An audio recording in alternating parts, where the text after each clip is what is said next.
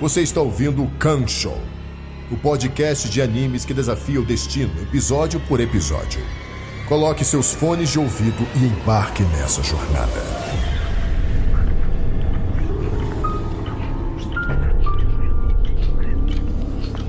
Por anos, Felipe e Nathan viveram uma ilusão. A ilusão da liberdade. O destino não era nada mais do que uma teia de eventos manipulada por uma entidade misteriosa. Deus.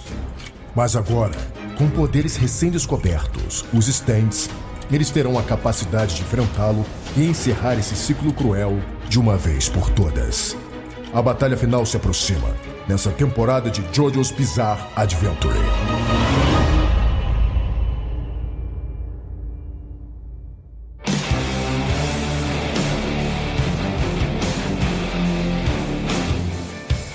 Alô, usuários distantes, Stardust Crusaders continua e agora no Arco do Egito. É isso aí, antes de darmos sequência, é hora das nossas convidadas de sempre, Carol Tomé e Nath Misaki, se apresentarem. Oi, Cancas, como é que vocês estão? Eu só queria falar que eu vou colocar na descrição desse episódio uma petição pra mudar o nome desse anime pra Polnareff Bizarre Adventures. Sim. Porque não tá dando mais.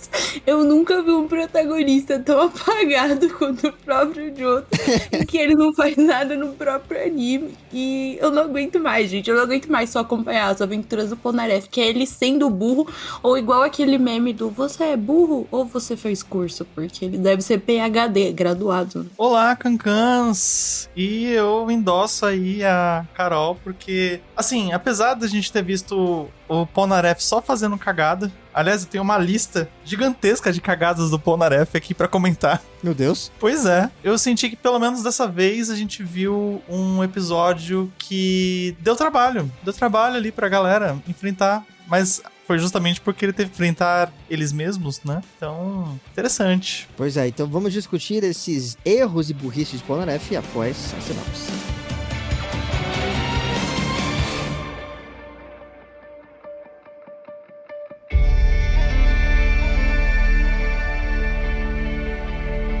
Episódio 16, Anubis. Os Crusaders continuam sua empreitada pelo Egito em busca de Dio, após deixarem Kakyoin no hospital. Porém, nada é tranquilo na vida deles e uma surpresa aguarda o mais burro do grupo. Vamos lá. Eu quero saber na verdade da Nath. Quais que são esses erros incontáveis de Polnareff? Eu quero listar aqui e saber logo de cara. Já começa com o Polnareff sendo xenofóbico no hospital, reclamando dos números arábicos ali da conta do hospital, e depois ainda vai lá e vai meter os comentários pras meninas que estão simplesmente ali esperando o cachorrinho, totalmente misógino, pra variar. Temos, pelo obviamente... menos o Iggy peida na cara dele, né? Exatamente. Reparação histórica.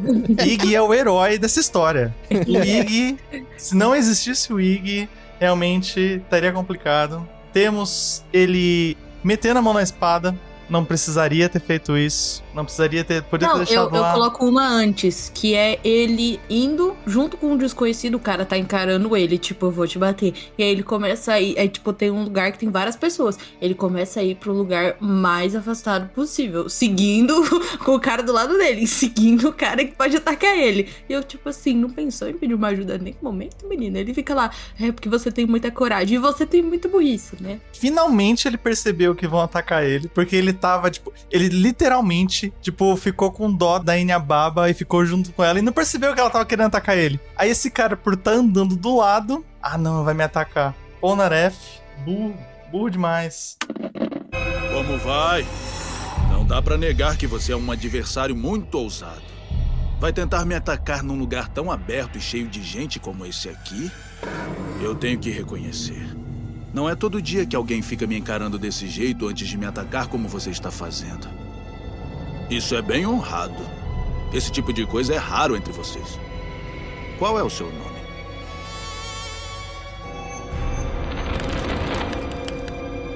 O meu nome é Chaka. Eu sou o usuário do stand que representa o deus do mundo subterrâneo Anubis. Senhor Jean-Pierre Polnareff, prepare-se, pois eu vou tirar a sua vida. Eu vou tirar a sua vida. Olha só pra ele, bem rápido e rasteiro. Isso é o que eu admiro no adversário, agilidade e sinceridade. Aliás, essa aqui acho que não é nem culpa do Polnareff, né? Mas que foi de novo, aquela certificação de cachorrinho dele, na verdade, né? Porque o Jonathan tratando ele como cachorrinho e oferecendo a goma de mascar do Iggy pro Polnareff. Foi maravilhoso. É verdade. Ele não merece comer nada além de comida de cachorro, tá ligado? Tá com fome? Que se foda. Cala a boca aí, seu chato. Tipo, para. E, obviamente, o Iggy fazendo o que tinha que fazer, né? Falando, dá isso aqui é meu. Não é pra você não é pra você comer. Eu gosto muito que o maior inimigo do Polnareff até o momento é um cachorro, porque o cachorro tem mais atenção das mulheres do que ele, e ele é oferecido, assim, começa aí que o francês namoradeiro já tá perdendo pra um cão, e aí eles oferecem a mesma comida que o cachorro come, e ele tá sentindo um puta desaforo, assim. A gente tem ainda pra falar do Iggy, né, acho que pra culminar a cereja da escrotice do Polnareff nesse episódio, é ele chegar no final, o Iggy finalmente, tipo, ele dá um sorriso de satisfação, falando assim, poxa, salvei o dia, eu consegui evitar que aquela espada voltasse e fiz o moleque tropeçar e jogar a espada longe. O Iggy começa a esboçar um sorriso, o que o Polnareff faz? Dá um tapa nas orelhas dele, filho da mãe, tipo... Obviamente o Iggy, totalmente justo, foi lá e soltou uma bufa no meio da cara do Polnareff. Pelo amor de Deus, esse cara hoje tava difícil. Eu acho engraçado que eles estão fazendo questão de botar esses dois um contra o outro, porque eu lembro o que acontece depois, eu lembro que ocorre uma dinâmica muito interessante entre os dois. Não vou spoiler pra Carol, quero deixar aqui que isso vai ser respondido de alguma maneira, né? Eles fazem essa coisa de tipo, eles são meio que inimigos rivaizinhos, mas depois eles vão ter um momento muito bacana juntos. Vou deixar isso só pra depois, porque isso é só uma sementinha, mas eu gosto desses dois episódios porque a gente tá vendo um stand que, como o Jotaro fala, ele é força bruta, essencialmente, novamente, depois de muito tempo inventando stand aleatório. E, acima de tudo, é um stand que não tem usuário definido, tem consciência própria e adquire as habilidades das outras pessoas que ele lutou contra. Então ele reconhece os padrões de ataque do Polnareff e do Jotaro. E o que mais me impressiona, acima de tudo, é que Dio convenceu a deidade da morte do panteão egípcio, Anubis, pra falar: caça esse japonês filha da puta pra mim. E o cachorro falou: beleza, chefe. É pra ser cachorrinho mesmo, né? Porque ele até falou assim: eu estava lá, perdido, dentro de um museu, e o Dio me resgatou. Tipo, aí realmente acho que isso foi o suficiente pra ele falar: vou seguir esse vampiro aqui que vive menos tempo do que eu. Sim. E vou servir a ele de qualquer jeito. Olha, eu gostei desses dois episódios. Eu acho que... Caralho, o primeiro episódio de Stardust Crusaders que a Carol gosta. Aí aqui vem a polêmica. Presta atenção. Eu gostei por quê? Porque eu não sou muito fã de Anubis. Então, eu sinto que esse episódio botou ele no lugar dele. Porque... Olha só! Ai, como foi saboroso assistir ele perdendo, gente. Foi muito divertido, foi muito legal, tá?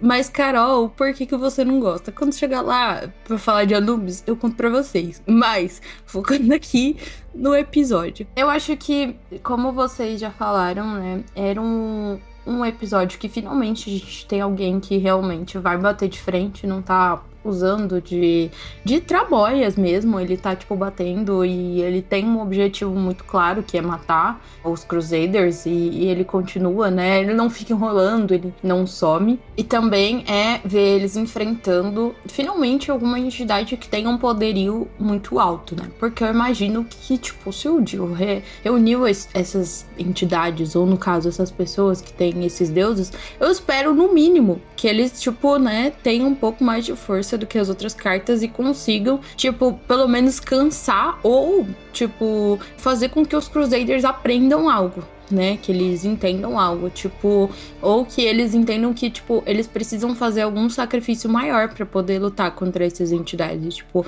por exemplo, o Jotaro, ele teve que, tipo, ser meio que esfaqueado, né? Tipo, a espada meio que entra nele pra ele poder realmente entender o que tá acontecendo e realmente lutar contra isso. Não ficar só resolvendo as coisas de forma muito fácil. É interessante também porque nesse episódio a gente tem o Polnareff, obviamente, sendo muito bobo, muito burro, mas pelo menos em alguns momentos ele faz alguma coisa, né? Porque quando a gente vê um stand que é usuário de uma espada, automaticamente a gente pensa no Polnareff, porque ele tem o Silver Chariot, né? Que é outro stand usuário de espada também.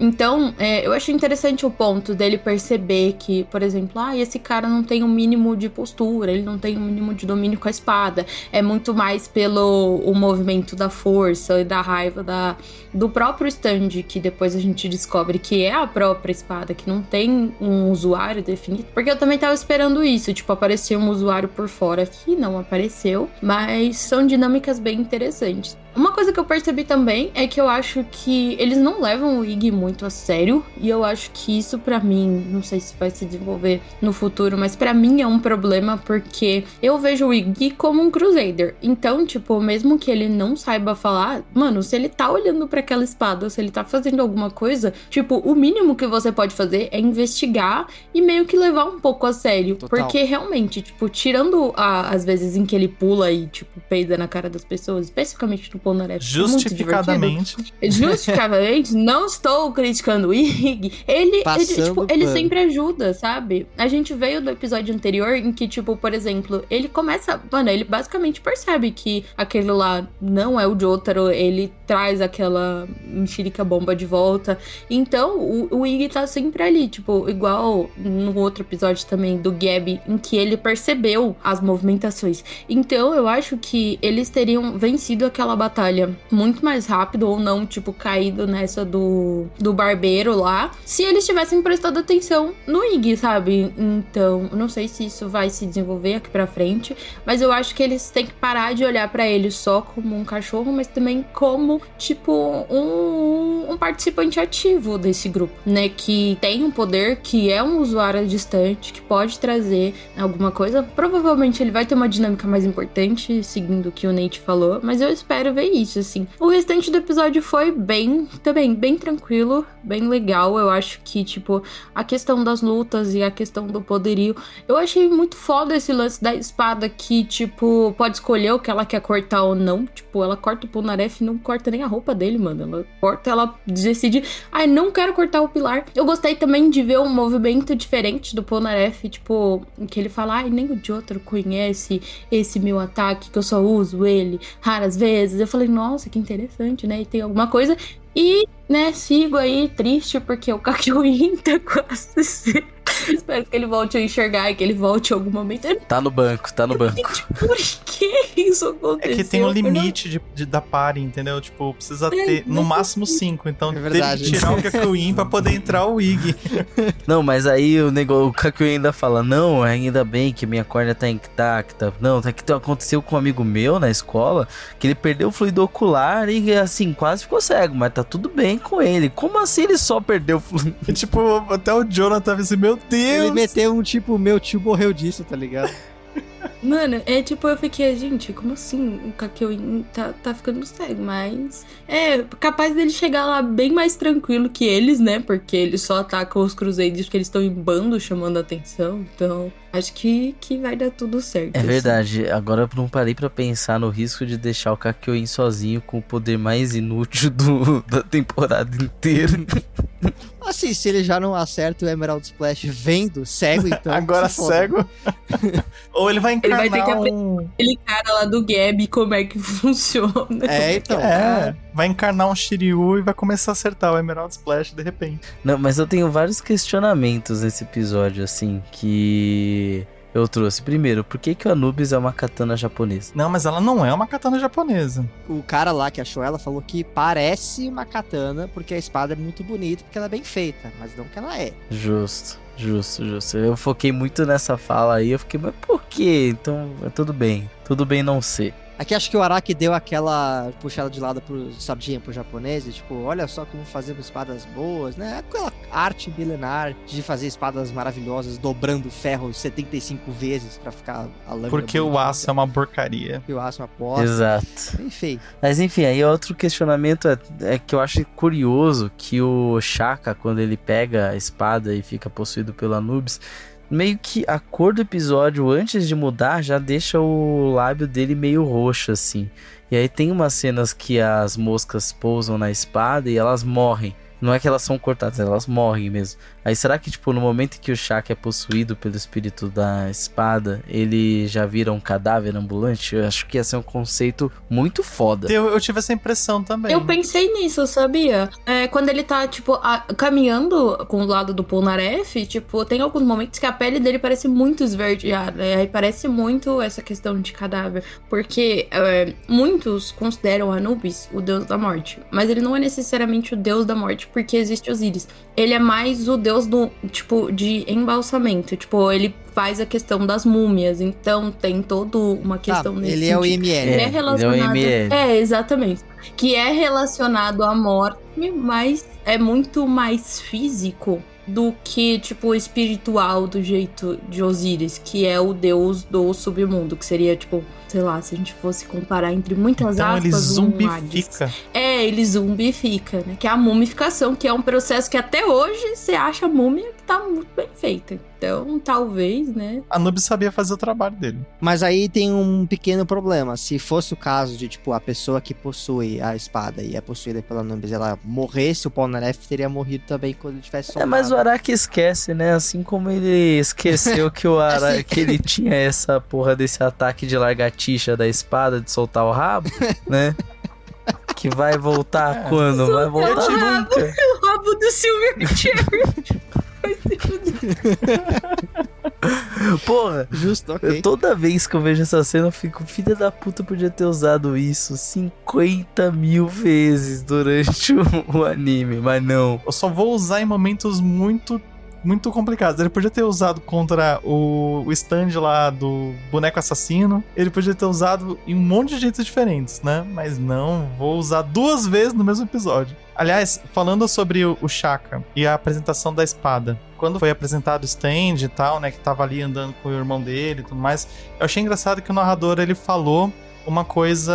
A gente teve 2 aulinhas, né, de história do Egito. E uma foi falando justamente sobre o leste. Normalmente no leste do Nilo é onde ficam as pessoas moram, né, onde ficam a vida, de certa forma. E no oeste é onde ficam os cemitérios, a morte ou os inimigos, né? E como a gente viu justamente as moscas morrendo e tal, e é basicamente a espada matando, eu achei que também teria sido essa situação de matar o usuário, somente quando ele apareceu meio zumbificado ali, com uma cor meio roxeada e tudo mais, na hora que ele tava perseguindo o Polnareff, né? E eles aparecem do lado do rio que é da morte, né? Tipo, eles encontram a espada desse lado. Achei bem bacana. Resta saber quem é que deixou a espada lá, né? Porque se ela tava com o Jill, alguém teve que levar ela pra lá.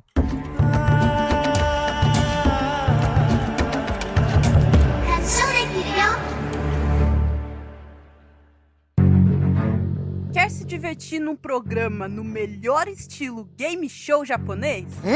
Então vem para o J-Desafio! Teste os seus conhecimentos sobre anime ou tokusatsu no Super Quiz Mix. Veja se você tem o ouvido apurado no nosso desafio musical maluco. Nani? Solte a sua voz no Quem Sabe Canta, Quem Não Sabe Arranha.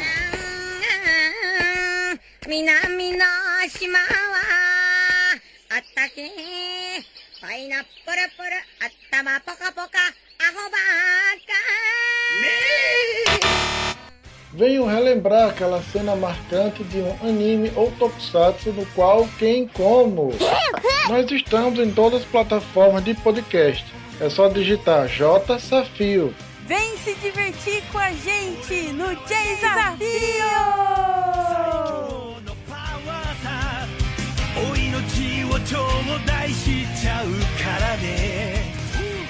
ご覧のスポンサーの提供でお送りします。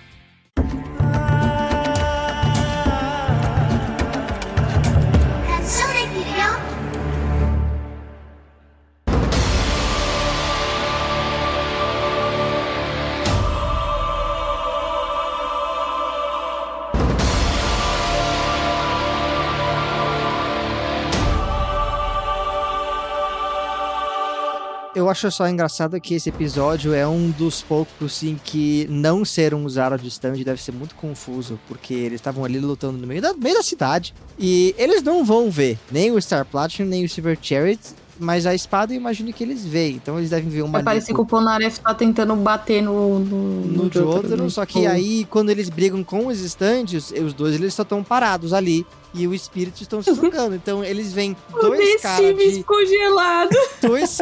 Dois 5 congelados se olhando assim, tipo, de repente sai sangue de um, tá ligado? Que porra tá acontecendo? Eu acho que esse foi o primeiro stand sem usuário, certo? Sim. Não tinha aparecido antes, né? E acho que teve algumas outras coisas que apareceram aí que o stand conseguia ativar o stand do possuído. O que é muito estranho. Isso é muito maneiro. Verdade. Porque, assim, teoricamente, seu stand é a força de vontade do usuário, mas ele tá sendo possuído, então, mesmo assim, ainda o corpo mantém um controle de stand, né? Eu sempre entendi que o stand era a manifestação do poder de batalha. Aí, pra mim, faria sentido, assim.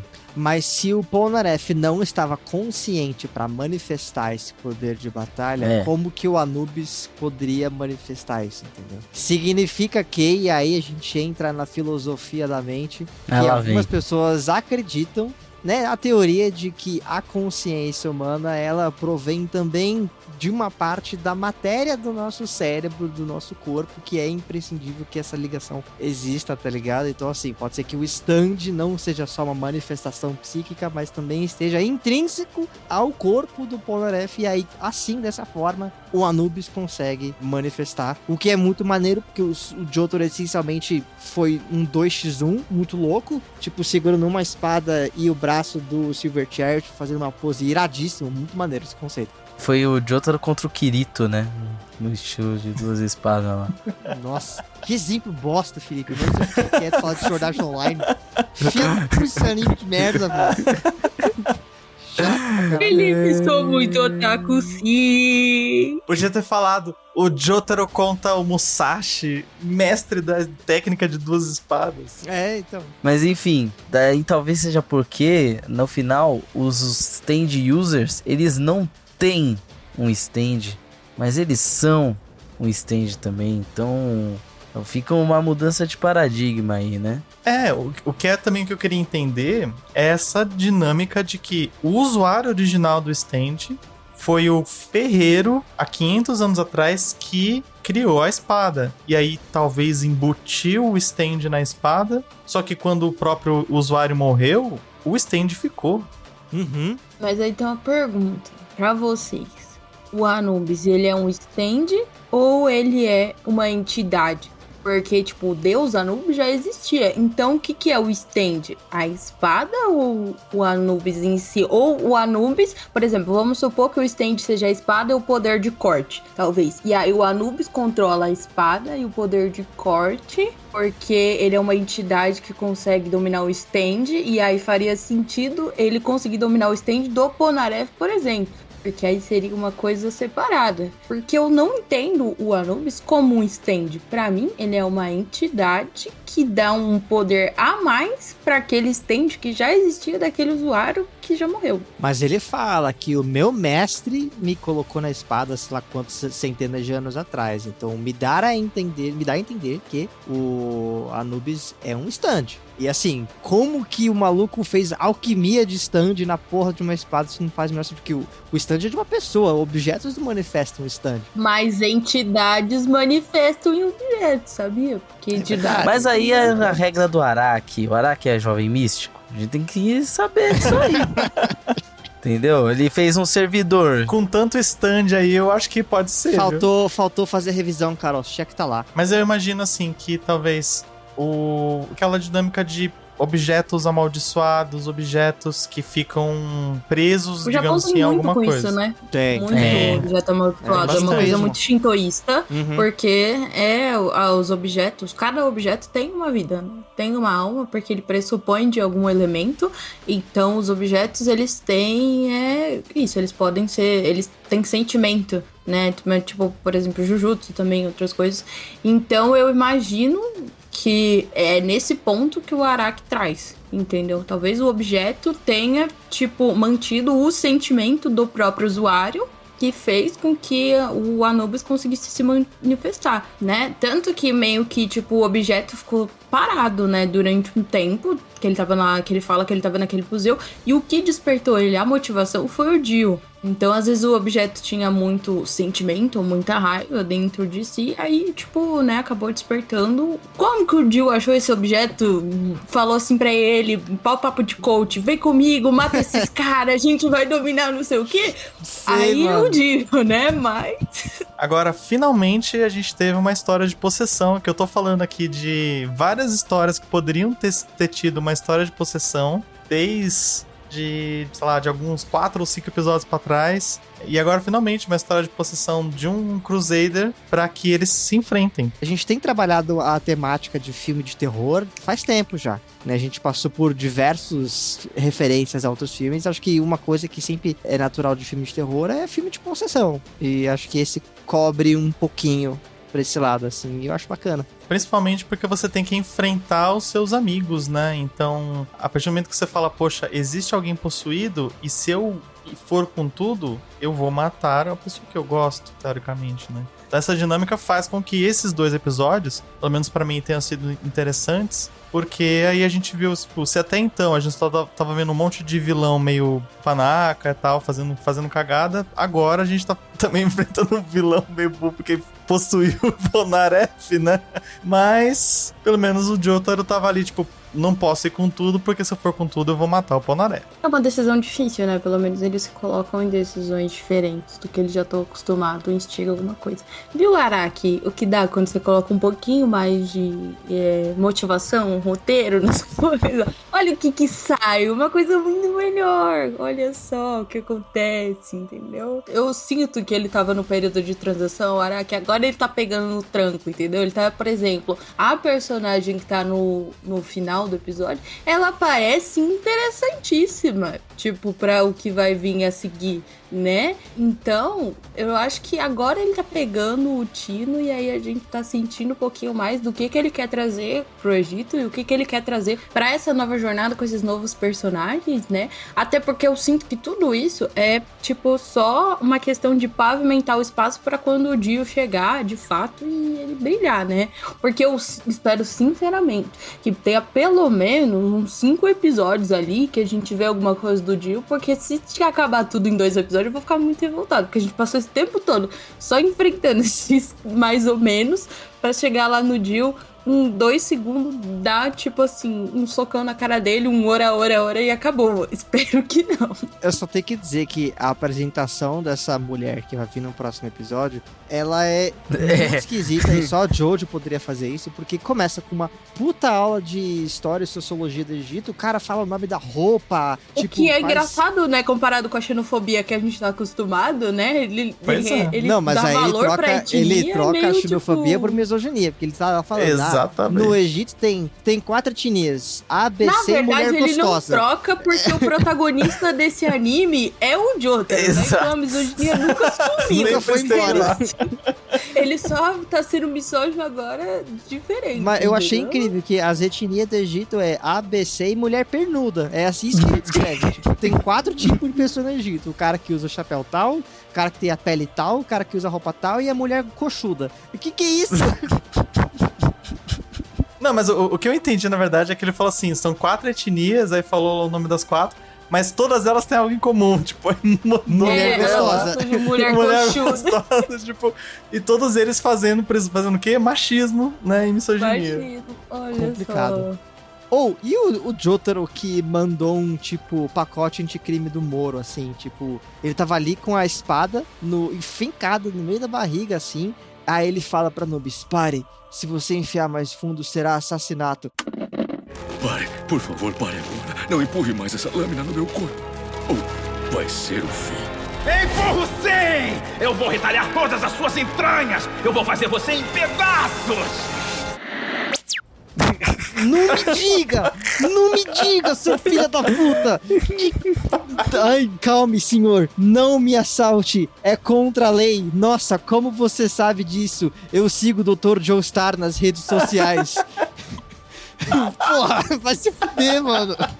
Para, isso vai ser assassinato. Jura? Esse é o ponto da parada.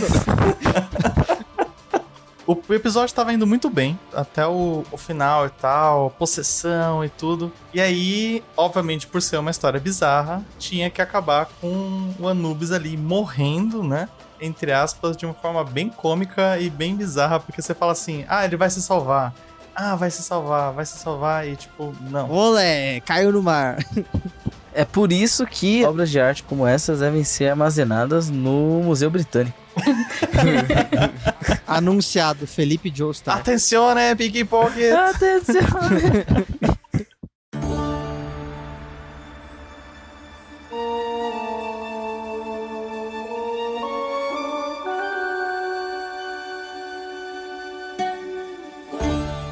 Agora é hora do nosso momento místico com a Carol Tomé.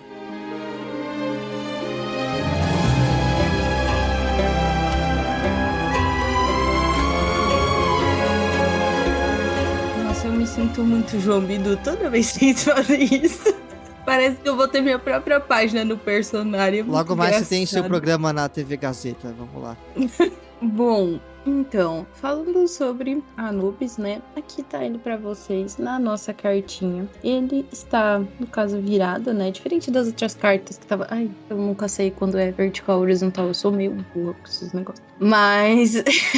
Vertical de pé, horizontal deitado. Ele tá, isso aí que o Nathan falou, ele tá deitado, então ele tá na horizontal, diferente das outras cartas que estavam, né, na vertical. Aqui não tem muitas descrições de Anubis, não tem muito cenário, é só ele mesmo. E no caso, a cabeça dele é de um chacal, né, que é um tipo de cão bem específico, um cão comumente encontrado no deserto. Anubis, ele é considerado o deus da morte por muitas pessoas, porém, vamos imaginar que ele não é exatamente o deus da morte. Por quê? Porque existe Osíris, que é o deus do submundo, que é o deus dos mortos, e Osíris é muito mais associado a essa questão de espírito, entre outros. Já Anubis, ele é um deus mais associado à mumificação e ao embalsamento, que é esse processo, né, que os egípcios faziam para poder manter o corpo, né? Porque os egípcios acreditavam que você, quando ia pro além, você levava tudo que você tinha.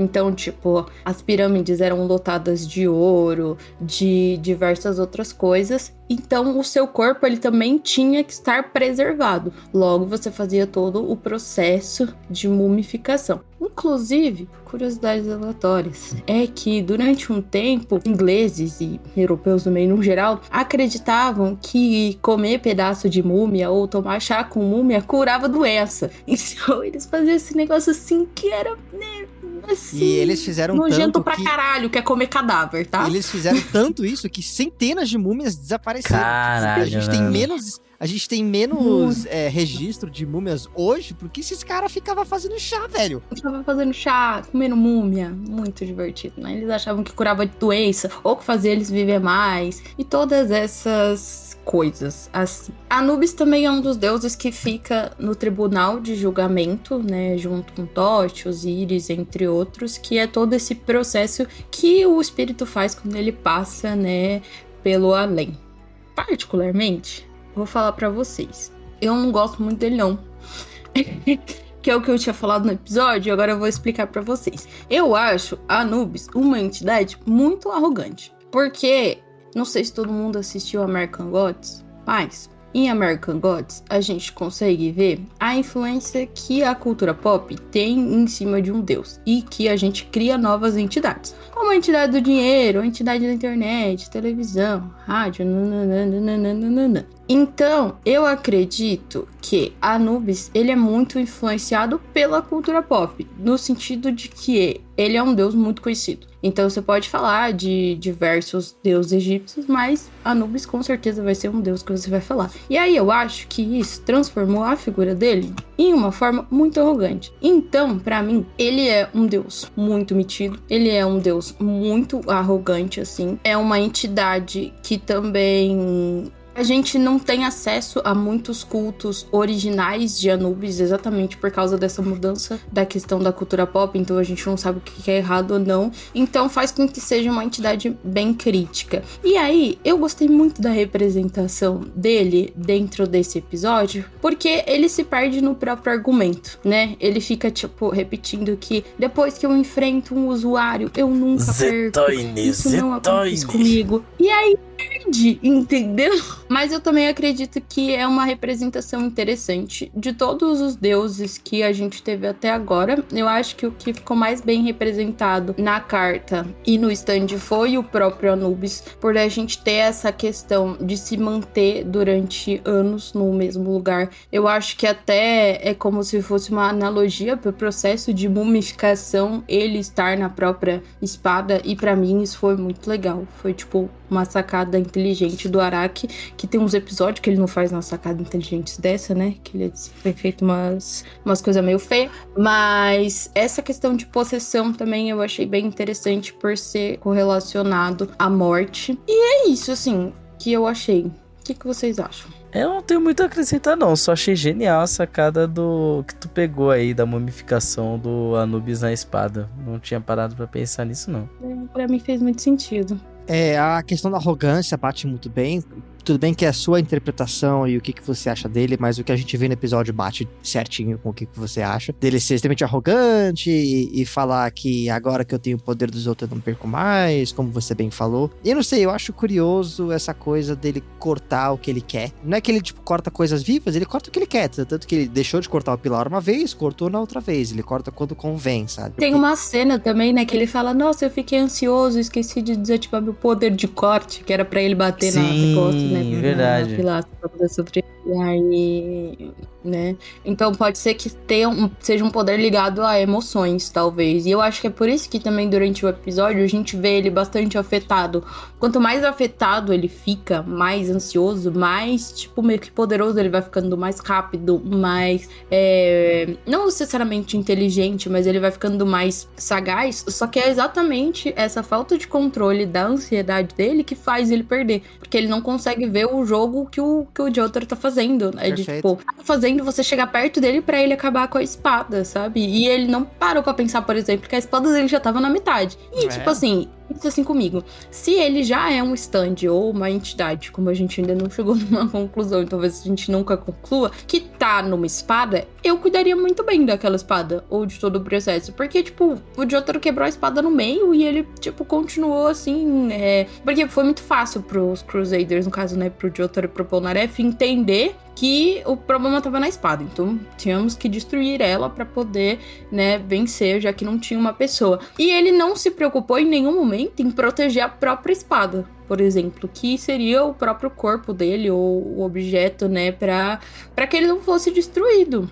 Tanto que ele também não se preocupou com a outra metade, por exemplo, que ficou lá no chão esquecida. Tanto que eu falei, mano, como é que esse... Agora acabou, né? Aí do nada eu olhei e falei, nossa, é verdade, o outro pedaço da espada, né? Que acabou perdendo. Então eu acho que é isso, ele ficou meio cego nessa questão de, agora eu tenho muito poder, eu sei como é que funciona o poder de vocês. E não enxergou que talvez se ele tivesse se protegido, ou por exemplo, só atacado com o Silver Chariot, porque eu acho que o Jotaro, ou tipo, sei lá, usado o corpo do próprio Polnareff pra atacar o Jotaro, porque eu acho que ele não teria, tipo, atacado o Polnareff nesse sentido de matar, talvez ele tivesse sido muito mais bem sucedido, ou pelo menos ele teria matado o Polnareff, né? Que aí seria um Crusader a menos. Mas ele ficou tão preso nesse de, tipo, eu vou vencer, eu vou conseguir fazer isso, que acabou não resultando em nada. Ele ficou na arrogância de confiar no poder absorvido dos outros, que ele esqueceu da fraqueza dele. Mas você falou uma coisa também sobre a questão da adoração e tal. Eu fiquei imaginando, será que talvez justamente por Anubis é um deus, né, que acaba sendo conhecido, que ele acaba sobrevivendo mesmo após a morte do usuário ali na espada? Eu acho que faz todo sentido. Porque entidades, elas perduram dessa forma, né? Entidades precisam de um certo nível de adoração. Tanto, ou entidades, santos. É muito comum a gente, vou São Longuinho, por exemplo. São todas essas coisas que funcionam a partir da crença das pessoas. Então, se elas creem, aquilo vai continuar vivo de alguma forma. Eu acredito em fadas. Exatamente. Viu? Então, eu acho que é isso, assim. Eu acho que tem esse poder de se manter por 500 anos e também se manter seguro, né? Se manter estático, né? Porque eu imagino que ele não deve ter matado tanta gente durante esses 500 anos. Ou se matou, ou fez alguma coisa suficiente pra que o Dio notasse o poder dele, né? Mas aí foi isso, né? Ele quis mostrar serviço e acabou não dando certo. Devia ter feito igual o Felipe falou, ficado no Museu Britânico quieto. Que aí teria vivido muito. Só tem um defeito, né? O Jotaro, ele quebrou a espada no meio e continuou teoricamente existindo em ambas as partes. Depois ele quebrou a parte que ficou nos gominhos em vários pequenos pedaços. Por que não continua existindo nos pequenos pedaços e só no pedaço grande? Aí já é meio espada de Teseu, tá ligado? Cortou pedaços diferentes demais, você já não sabe o que constitui Anubis ou não, tá ligado? Quantos de areia eu preciso fazer um castelinho pra ser considerado um castelinho? Daí... Qual é o mínimo de indivisível que Anubis consegue possuir? Exato. Consegue possuir pra manter a essência dele na espada. Perfeito, mas a questão da adoração é interessante e pegou agora, porque Anubis, ele tem a arrogância de não ter nenhum mestre, ele não se submete a ninguém, mas todo mundo que pega nele fica completamente fascinado pela beleza da espada. Então ele quer ser adorado e não quer se submeter a ninguém. Eu acho que combina perfeitamente com a interpretação que a Carol tem dele. Combina muito. Eu acho que faz todo sentido. E isso é uma coisa muito comum em entidades que são muito famosas. E porque, tipo assim, tem um livro que eu tava lendo, que é esse aqui, inclusive eu indico pra vocês, que é Zachary Young e o Imperador Dragão. É de Shiran Jaisal, mesmo autor de Viúva de Ferro. Viúva de Ferro lindo. Obrigada de novo, Nathan, pelo presente. Viúva de Ferro é um livro muito incrível, mas esse livro aqui, o que acontece? Zachary, ele é um garoto que ele é chinês, e aí ele joga um jogo aqui que é parecido com o Yu-Gi-Oh!, porque é baseado em Yu-Gi-Oh!, porque o autor é muito, muito fã de Yu-Gi-Oh!, tanto que se você olhar aqui a foto de capa é ele vestido de Seto Kaiba, entendeu? Vocês têm noção. E nesse livro, o Zachary, ele joga esse jogo que é parecido com o Yu-Gi-Oh! E aí o primeiro imperador da China acaba, tipo, possuindo o aparelho que ele usa, que é como se fosse aqueles óculos de VR, pra poder salvar a China. E aqui, durante esse livro, a gente vai vendo, né, essa questão da construção, da conexão que o Zachary não tem com a China, por ele ser a primeira geração de chinês norte-americano, né? Então ele não tem essa conexão e ele vai gerando essa conexão com essa entidade. E a entidade vai falando pra ele sobre diversos mitos e diversas coisas que, tipo assim, por exemplo, vamos supor que o imperador da China nunca teve uma espada específica, mas aí foi gerado um mito e as pessoas acreditam que ele tem. Então o espírito dele passa a ter.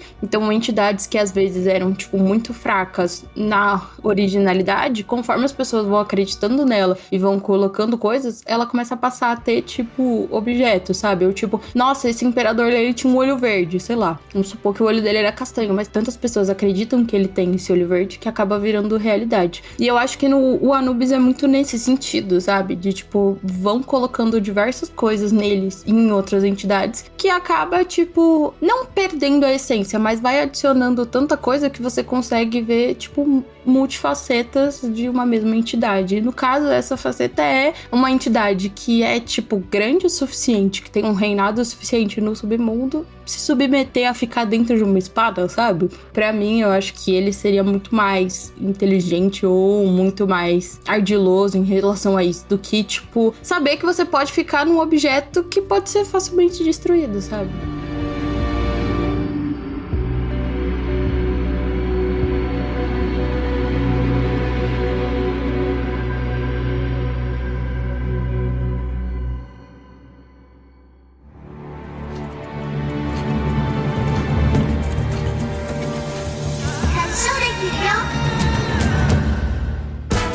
Natan, tenho em minhas mãos uma espada que corta tudo, menos as questões do Kanshou do Bilhão. Temos aí na noite de hoje Nath e Carol competindo por pontos no Kanshou do Bilhão e a disputa está acirradíssima. Lembrando que o placar está o seguinte: 51 pontos para a Nath e 49 pontos para a Carol. Oficialmente não torço mais para ninguém, agora vocês que se virem. A gente fez isso aqui acontecer, entendeu? Vocês estão cada uma por si. A gente deu as rodinhas pra Carol, agora a gente vai tirar, entendeu? Agora eu quero ver se ela sabe pedalar, vamos lá. Vocês têm que escolher o stand de vocês hoje. Temos aqui a nossa listinha. Eu já esqueci os efeitos dele também. Vocês também devem ter esquecido. Tá tudo bem, a gente nunca vai lembrar. Vamos então relembrar rapidamente quais são os stands disponíveis para hoje. Temos CPM 22, Kid Abelha, Angra, Stray Kids, Super Combo, Racionais MC, Paralamas do Sucesso e El Chan. Lembrando então, pelo menos que semana passada foram escolhidos Angra e... Qual foi? Acho que foi Super Combo, né? Foi Angra e Super Combo na semana passada. Então, se vocês quiserem pelo menos escolher outros, vocês estão podendo. Hoje, eu vou escolher o Stray Kids, porque hoje, no dia dessa gravação, eles estão fazendo 6 anos de debut. Então, faz 6 anos que eles lançaram a banda. Logo, vou escolher eles. E é isso. Eu tenho que falar que eu nunca tinha ouvido falar deles, até você falar deles no seu TikTok. Tipo, eu real não conhecia. 6 anos, eu achava que era novo. Mas é muito comum as pessoas não escutarem falar, ou elas só têm ouvido falar né? de beat. Um puta conhecedor de K-pop, né? Tô afirmando, tipo... são desconhecidos. Tem beleza. 50 nomes aí na ponta da língua. Nath, qual é o seu stand? Vou de Racionais MC. Boa, eu acho que essa foi a configuração que vocês escolheram na primeira vez que a gente apresentou os stands. Meu Deus. Se eu não tô enganado. A gente já deu uma volta. As habilidades podem ser as mesmas, mas os resultados podem ser diferentes. Vamos então começar com a Carol, com a questão de número fácil. Eu vou falar toda vez assim agora, porque pegou a graça. Número fácil 1 ou 2, Carol? 2. Questão 2 diz o seguinte, vamos lá. Qual animal marinho está estampado na revista de vida marinha? Letra A, estrela do mar. Letra B, tubarão. Letra C, golfinho. Nossa, eu não tenho a mínima ideia. Eu vou chutar B. B, tubarão. Não é a resposta correta. Estamos aí falando de um bichinho um pouquinho diferente. Estrela do mar. Agora eu quero saber onde que tinha uma revista de vida marinha no episódio. Como assim? Esse é um do grande big deal desse episódio, essa revista de vida marinha. Bom, não é o big deal, mas é porque a gente é fissurado em Jojo e pra gente faz sentido. Mano, se eles tivessem perguntado, tipo, sei lá, qual que era, sei lá, o primeiro bichinho que aparece quando a espada tá lá embaixo do rio, ou o segundo, sei lá, eu saberia, mas essa revista eu não tenho a mínima ideia. Felipe que fez e colocou na fácil, o problema é dele, aqui em cima. Se eu não sei, a Nath não sabe, o Felipe só tá querendo foder a gente, é isso. Nath, tá vendo? Por isso que ele falou que ele não tá torcendo pra ninguém agora. Ele quer que todo mundo perca. Se essa que ganhar, nem perder. A difícil hoje deve ser, tipo, muito fraco. E eu mandei, eu fiz ontem as perguntas e mandei pro Natan, tava com preguiça, deixei fácil. Mentiroso, salafrário. Vai pra próxima questão. Nath, questão fácil número 1, valendo 1 ponto. Qual é o número do volume da revista que o Jotaro tá lendo no salão de cabeleireiro? Alternativa A, 19, B, 17, C, 18. O B17 é foda, né, Felipe? Nossa! Freud explica.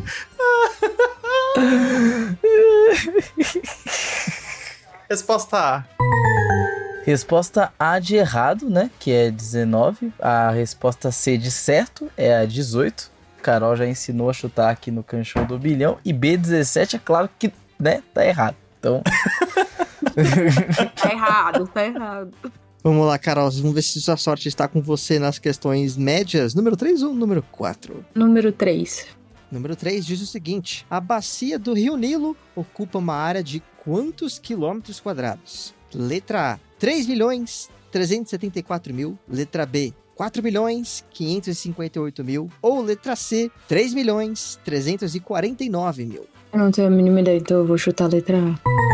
O que tá acontecendo, Carol? Você tava no seu streak do Duolingo de acertar a pergunta, cara. Que tristeza. Não sei. É culpa do Felipe que falou que não ia torcer pra ninguém. Tem que torcer de volta agora. A resposta correta era C de chute, que é 3.349.000 quilômetros quadrados. É água pra dedéu. Eu acho que é 1.500 garrafas, pelo menos. Limpo. Tá Minalba, 1.500 Minalba limpo, tranquilo. Nath, questão média, valendo 2 pontos. Qual desses países não está incluso na bacia do Rio Nilo? Alternativa A, República Democrática do Congo. Alternativa B, Sudão. Ou alternativa C, o Chad. Eu nem sabia que Chad era um país. Não é só ex-apelido do Felipe, é também. Exato. Tentando lembrar do mapinha do War. Não, a mapinha do War. Onde fica o Sudão? Mas eu acho que o Sudão não deve estar. Infelizmente não está correto. Sudão tá. Quem não tá é justamente o Chad. Olha só. Eu falei, isso é uma bola curva. Totalmente. Viu? É o Felipe, mano. Ele... Nossa, O que você fez?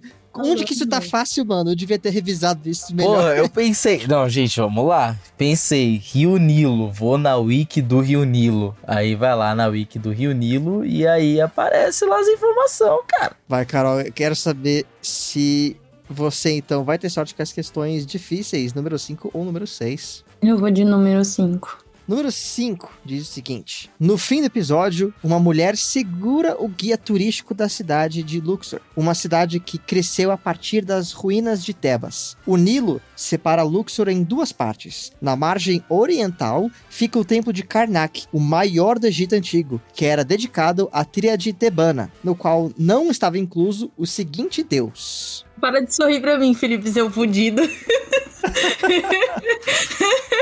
Letra A de Anubis, B, Mut ou C, Quespisiques? Eu vou chutar B. B de bola fora! A resposta é A, Anubis, o estrelando desse episódio. Não faz parte da tríade tebana, que eu não sei o que é também. Perguntas do Felipe são sempre para Lucas. Não, eu pesquisei cidade de Luxor, né? Aí eu... Mas é claro, como que eu não ia saber, não é mesmo? Aí, ó, mano, daqui a pouco eu contra o Felipe no cachorro do...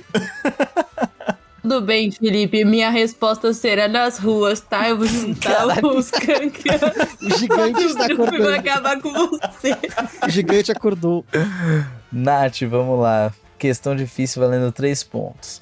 O templo de Komombo foi construído há mais de 2.000 anos no Egito Antigo, durante o reino Ptolomaico, na cidade de Komombo. É o único templo duplo egípcio, assim chamado por ser dedicado a 2 divindades. Um lado do templo é dedicado ao deus crocodilo Suco, deus da fertilidade e criador do mundo. O outro lado é dedicado ao deus falcão Horus, e a construção do templo começou no reinado de Ptolomeu IV, Ptolomeu V ou Ptolomeu VIII.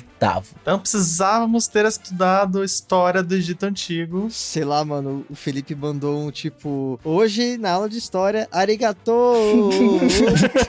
Egito! Grécia Antiga. Se você tivesse escolhido o El-Chan, talvez você tivesse vantagem. Não? Essa é a mistura. Tá vendo, tá vendo? Vamos de Ptolomeu IV, né? Por que não? Que também tá errado, é Ptolomeu VIII. Mano, ninguém acertou nada. Zerado, mano. Zerado. Eu falei que o Felipe não torce pra ninguém, olha o que acontece. É aquela disciplina que você pega, o professor reprova todo mundo. O problema tá onde? Nos alunos ou no professor, não é mesmo?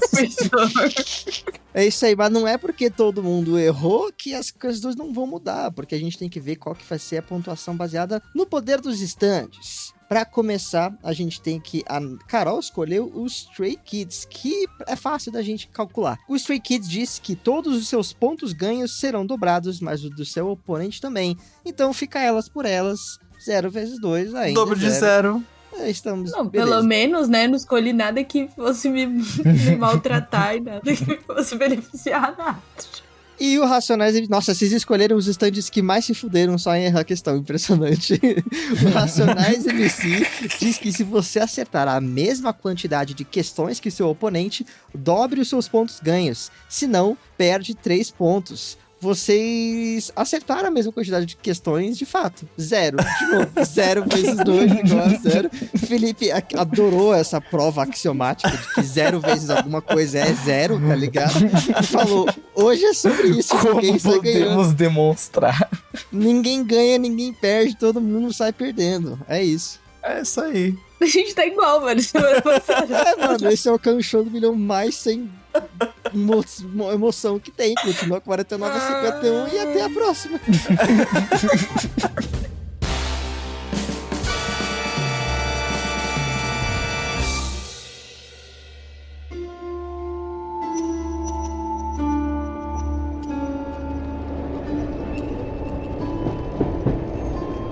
Ai, quem diria, né? Nosso destino estaria em Londres. Independente, o que importa na jornada são as escolhas que fazemos. Se essa luta pra vocês é tão crucial, respeitar isso é o mais honorável que vocês poderiam fazer. Pois é, quando eu penso em tudo o que a gente fez, eu mal consigo acreditar. Que azar é esse de cair nas costuras do tecido da realidade? Eu não acredito em sorte nem azar. As coisas simplesmente acontecem do jeito que tem que acontecer. Isso não é um tanto determinista, não? Determinista é achar que nossas ações não têm peso. Mas se as coisas simplesmente acontecem, por que eu vou me dar o trabalho de fazer alguma coisa diferente? Porque somos humanos. A gente vai bater a cabeça na parede mesmo que machuque, porque acreditamos que ela eventualmente pode quebrar. É a nossa natureza contra a ordem das coisas. É paradoxal e extremamente irritante. Entendo. Só espero que as consequências da nossa luta não sejam cruéis. Por enquanto, eu vou pensar em seguir o Kanshou nas redes sociais, em @KanshouPodcast, no Instagram, Twitter e TikTok. E talvez eu apoie essa jornada em apoia.se/KanshouPodcast, com a quantia que couber no meu bolso. E não se esqueçam de assistir os próximos episódios de Jojo, pois nós estaremos lá.